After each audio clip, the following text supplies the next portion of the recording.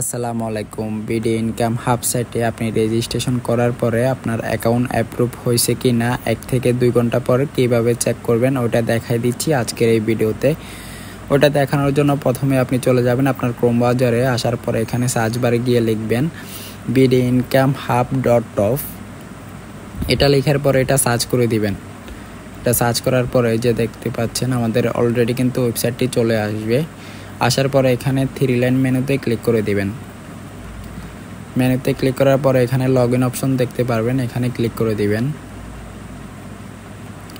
Click করার পরে এখানে আপনি দুইটা অপশন দেখতে পারবেন, একটা হচ্ছে আপনার ইউজার নেম অর ইমেল, আরেকটা হচ্ছে পাসওয়ার্ড।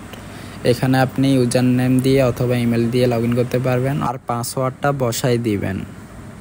আমি আমার ইউজার নেমটা বসাই দিচ্ছি, আপনারাও আপনাদের ইউজার নেমটা দিয়ে দিবেন যেটা দিয়ে রেজিস্ট্রেশন করছিলেন।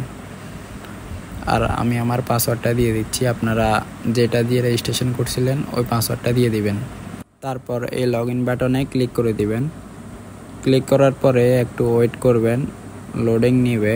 লোডিং নেওয়ার পরে আপনার চলে আসবে। এই যে দেখেন আমার কিন্তু অ্যাকাউন্টটা অ্যাপ্রুভ হয়ে গেছে। দেখেন আমার রেফার লিঙ্ক দেখা যাচ্ছে, ইউজার নেম দেখতেই পাচ্ছেন। আপনারাও এরকম দেখতে পারবেন আপনার অ্যাকাউন্টটা অ্যাপ্রুভ হওয়ার পরে।